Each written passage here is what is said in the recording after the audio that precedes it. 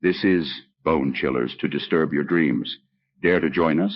Click subscribe, ring the bell. But remember, we cannot guarantee your safety from the nightmares that await. Prepare to be thrilled, chilled, and filled with a sense of dread you'll find nowhere else.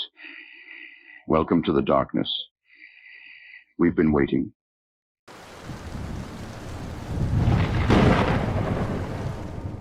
Abduction account. This happened to me. Sunlight danced through the window, its golden hues cascading across the canvas. With each brushstroke, I, Marie, felt a swell of emotions. My fingers tingled, moving seemingly of their own volition, pulling the translucent yellowish-white pigment from the palette. Painting had always been my solace, a space free from the oppressive weight of anxiety. My classmates would often stare at my pieces, expressions contorted between admiration and confusion. "Your work is intense," Sarah whispered once, her voice trembling. "It's like you're showing us a part of your soul," I smiled weakly. Sarah wasn't wrong. Painting was the outlet for a deep-rooted turmoil I couldn't place. But her choice of words was more accurate than she realized. Each canvas I painted was not just a reflection of my soul, it was a window into it. When the instructor, Mr. Delaney, proposed a class trip to a local hypnotist for artistic inspiration, my heart raced. I'd long considered regression hypnosis as a means to uncover the origins of my anxiety, and perhaps, the inspiration behind my haunting artwork. The hypnotist's office was dimly lit, walls adorned with dream catchers and crystal pendulums. A scent of lavender hung in the air as she ushered me onto a plush recliner. "Just relax," she murmured, her voice melodic. "Let's unlock the doors to your past." The room faded, and I was thrust into an eerily familiar space. Cold, metal surfaces gleamed around me, but I was enveloped in something warm and viscous, a gelatinous material that held me suspended. Panic surged. Silver beings, their eyes void of emotion, moved methodically. I could sense their intent, to study, to probe. My entire body seized with pain, a sensation beyond human understanding. My screams were stifled by the substance around me, and my world narrowed to pure agony. But amidst that torment, there was a clarity. The yellowish-white hue, the very color that dominated my canvases, was the same shade as the gelatinous material. Gasping, I snapped back to the hypnotist's room, tears streaming down my face. The memories felt too real, too visceral to be mere figments of imagination. As days passed, I found it impossible to paint. The very sight of that translucent yellowish-white hue was enough to send my heart into overdrive. Yet, one evening, I felt an undeniable pull. Taking up my brush, I surrendered to the urge. The painting that materialized was unlike any I'd ever created. It was a mirror, a portal of sorts, reflecting that horrific chamber, with me, suspended in the center. The silver beings surrounded me, their forms more defined, their presence almost tangible. As the finishing touches were applied, I stepped back in horror. The figures in the painting seemed to move, their eyes looking onto mine with a chilling intensity. The ringing of my phone jolted me from the trance. It was Sarah. "Marie," she began, her voice quivering, "your paintings, they're alive. We were studying your earlier works in class today, and the figures, they moved. They're trying to communicate." Every canvas I'd created had become a conduit, a bridge between their world and mine. Terror gripped me. Were these memories merely replays of the past, or had I unknowingly painted gateways for these beings? I desperately rummaged through my studio, tearing each haunting artwork to shreds. But as I approached the newest painting, the one reflecting my abduction, a force held me back. My reflection in the painting reached out, her hands pressed against the other side of the canvas. The silver beings closed in, their intentions clearer than ever. They hadn't finished their experiments. They wanted me back. In a fit of desperation, I grabbed a palette knife, slashing the canvas. But with each cut, I felt a searing pain, as if I were slicing into my very flesh. I realized with a chilling clarity, To destroy the painting was to destroy myself. Dropping the knife, I backed away, breathing raggedly. I had to find another way. If these canvases were portals, then perhaps they could be sealed. Working with renewed determination, I mixed paints of every hue, with the exception of the dreaded yellowish white. I began to paint over the haunting image, layer by layer, hoping to seal the gateway shut. Hours, or perhaps days, passed. But when I finally put down the brush, the painting had transformed, a myriad of colors, but not a hint of the otherworldly scene. Exhausted, I collapsed into bed, praying I'd truly escape their clutches. But even as sleep claimed me, a whisper echoed in the back of my mind. Had I really sealed the portal, or merely masked it? Only time would tell if the reflections from the other side would ever break through again.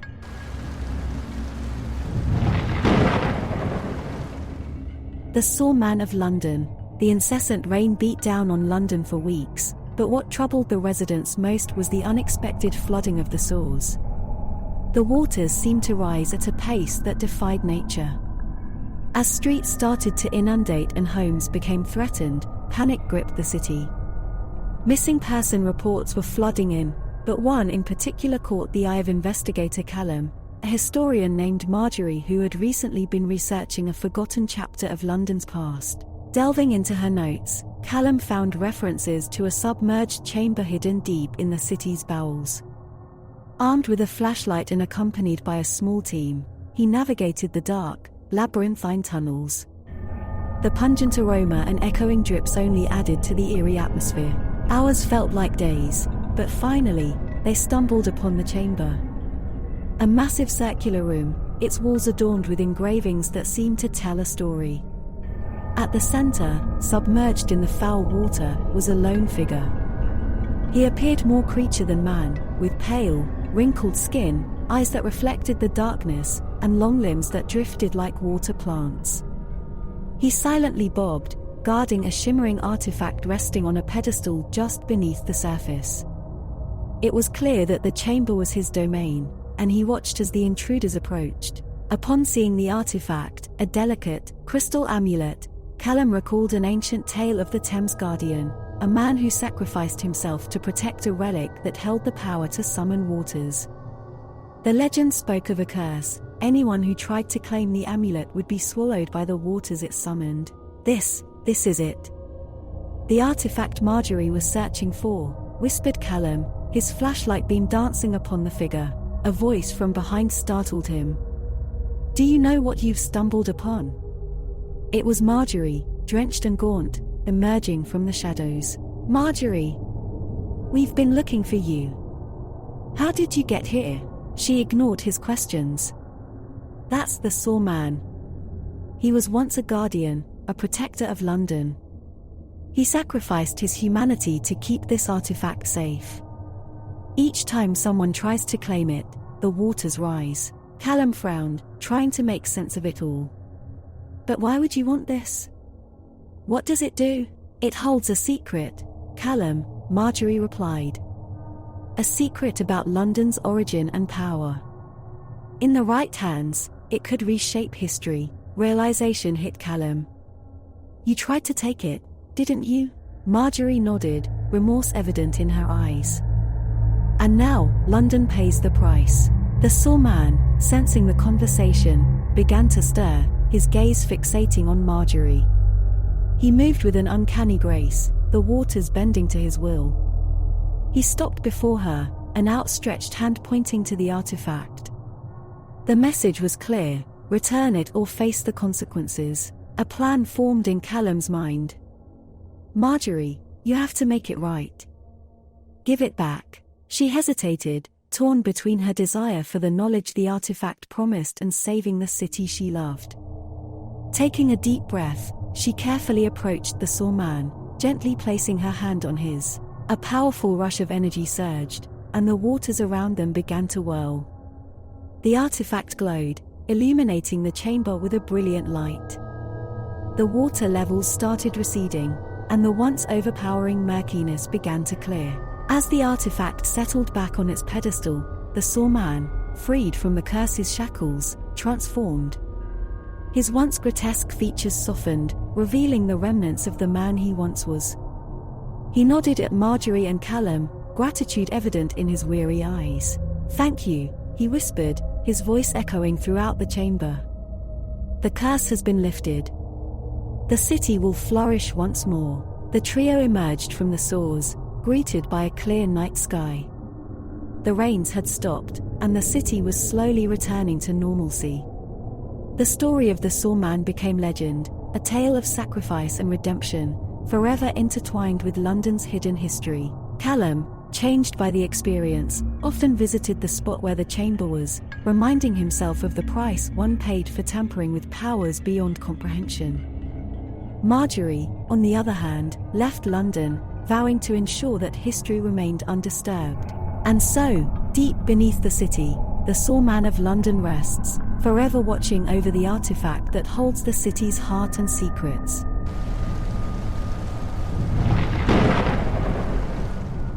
Alien encounter in the woods. The darkness inside my mind felt even thicker than the vast expanse of trees ahead of me. The therapist had recommended forest therapy, claiming that nature had a way of healing even the deepest scars. Trauma-induced memory loss was no joke. The gaping holes in my past felt like wounds, perpetually raw. On my third visit, the woods felt different, deeper, older, and more alive. The whispers of the leaves seemed louder and more articulate, almost as if they were communicating. My feet tread softly on the damp ground, guided by nothing more than the muted light filtering through the canopy. The silence was broken by a soft rustle, a movement in the corner of my eye. I looked towards it, and what I saw was no mere trick of light. Emerging from the foliage was something. It was neither plant nor animal, but an eerie combination of the two. Its body, a mesh of leaves and twigs, extended tendrils that seemed to pulse with a greenish glow. Its eyes, or what seemed to be eyes, penetrated my very soul. They were black orbs, vast and endless, reflecting not just my face, but fragments of my past. A myriad of moments spun within them: a birthday party, a dog I once had, my first kiss, memories I had no conscious recollection of. The feeling was like a fog lifting, but with every memory that returned, a nearby tree would wither, its leaves shriveling and bark turning grey. A telepathic voice echoed in my head, deep and resonant: "I can give you back what you've lost, but everything comes at a price." Frozen, I watched in horror as the being showcased more memories. The thrill of my graduation day, the warmth of my mother's embrace, the anguish of my first heartbreak, each memory more vivid than the last. But with every scene that played before my eyes, the forest bore the brunt. Trees decayed, plants wilted, and the vibrant life around me dimmed. The more I remembered, the more the forest died. It wasn't just about the memories, it was the emotions tied to them, the joys, the sorrows, the love, and the pain. The alien being seemed to feed off these emotions, growing stronger and more tangible with each fragment of my past. Its form became clearer, its glow brighter. "I can give you everything," it whispered, the words a seductive promise. "Your past, your identity, your very essence. But the forest will bear the cost." Tears streamed down my face. The woods around me groaned in agony. The once tranquil environment now felt like a battlefield, with me at its center. "Who are you?" I asked, voice trembling. "I am a keeper of memories, lost and forgotten. I thrive on them, sustain myself with them. Your pain drew me to you." I closed my eyes, trying to block out the visions that threatened to consume me. "Why this forest? Why does it have to suffer for my memories?" "It's the balance of nature," the creature responded.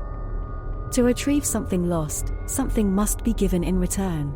I thought of the animals that called this forest home, the plants that would perish, and the entire ecosystem that would collapse.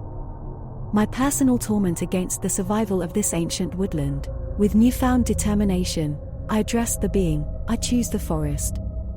My memories are a part of me, but they don't define me. I won't let this place die for my sake." The creature seemed to shimmer, its form fluctuating.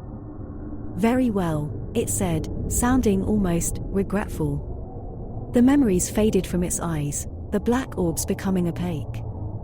With a final rustle, it melded back into the forest, disappearing as if it had never been there. I left the forest that day, the weight of my decision heavy on my heart. The holes in my memory still remained, vast and haunting, but I had come to terms with them.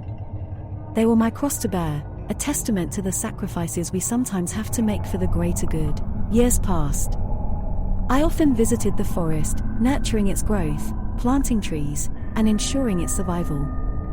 With every visit, I felt a strange sense of peace. Perhaps, in its own way, the forest remembered, even if I didn't.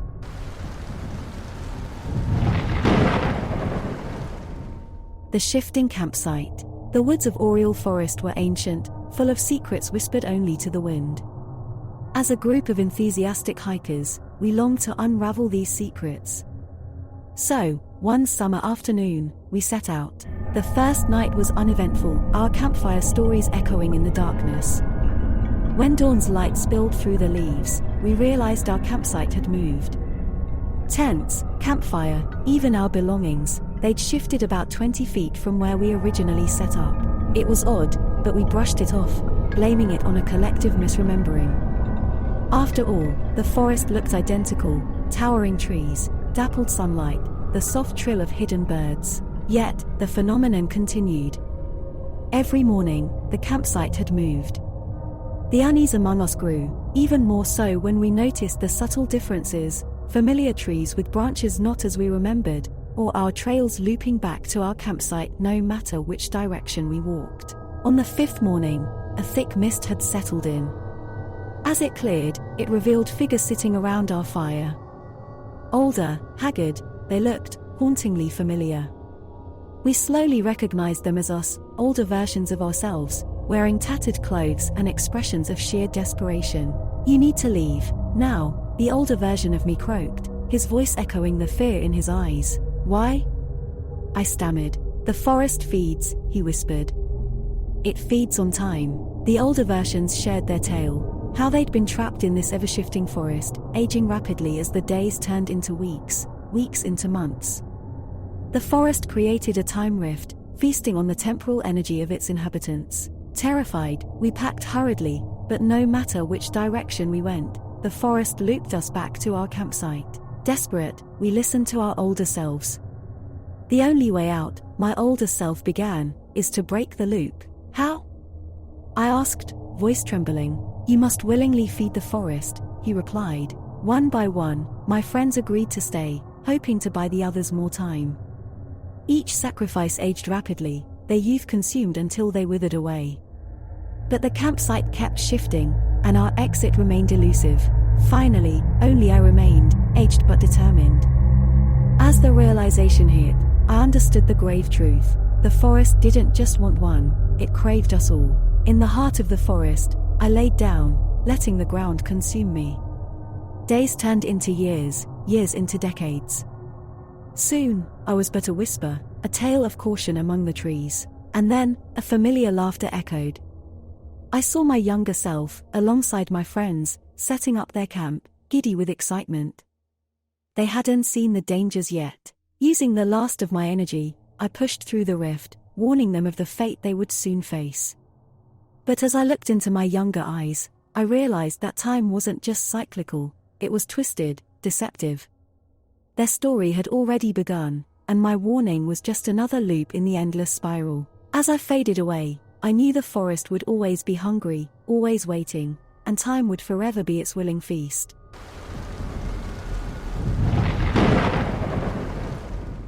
The silent observers. I've been a wildlife photographer for over a decade. Nature always held a profound mystery for me, its untouched regions offering unique, breathtaking shots of rare species. This time, my target was the elusive forest owl, a bird so rare that its existence was almost mythological. It was the dense woods of the Akigahara in Japan that beckoned me.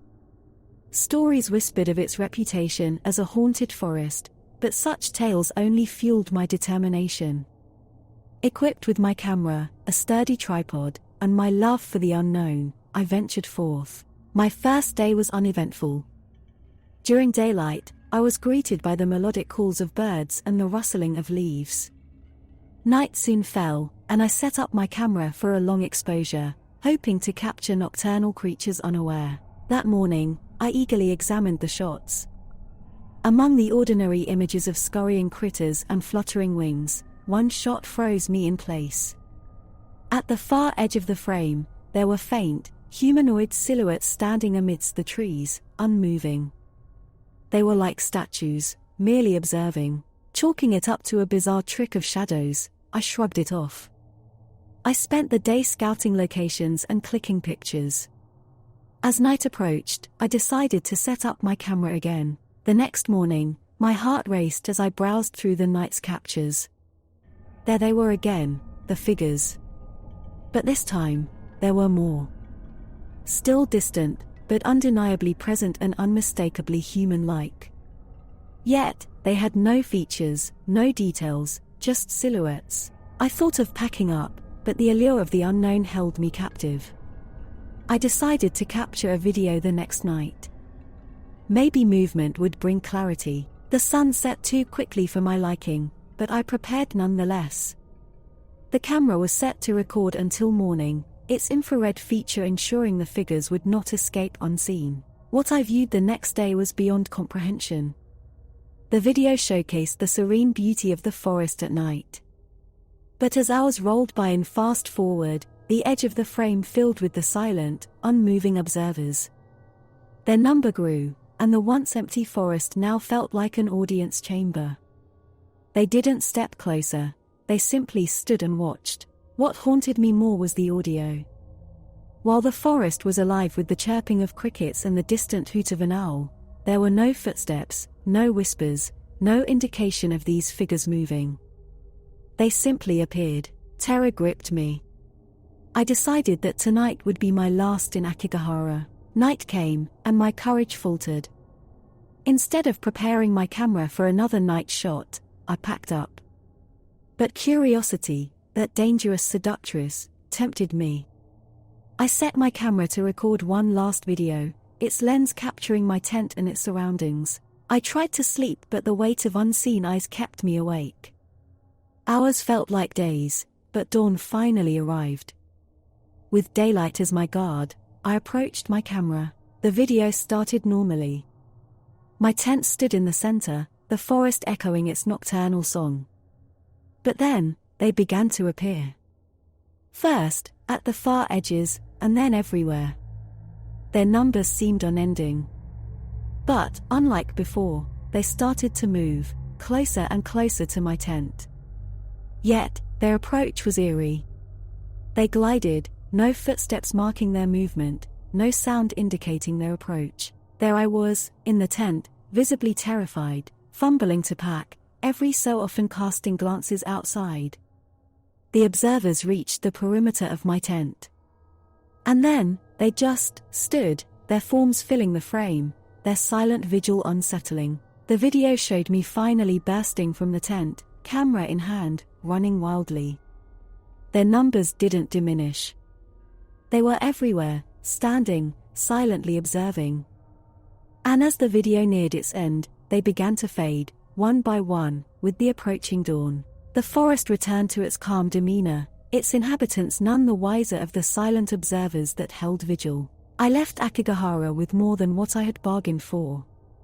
The elusive owl, which I did manage to photograph, seemed trivial compared to the inexplicable phenomenon I had witnessed. Now, as I sit in the comfort of my home, far from that haunting forest, I can't shake off the feeling of being observed. Every night, as darkness engulfs my world, I feel their unseen eyes, silently watching, forever vigilant. They haven't shown themselves, not yet. But deep down, I know they're there. They always have been, from the corners of my vision, from the edge of consciousness.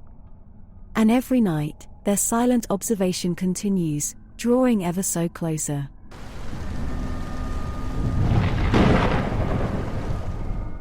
Thank you for watching, and remember, the darkness awaits. Until our paths cross again, stay fearful and stay subscribed.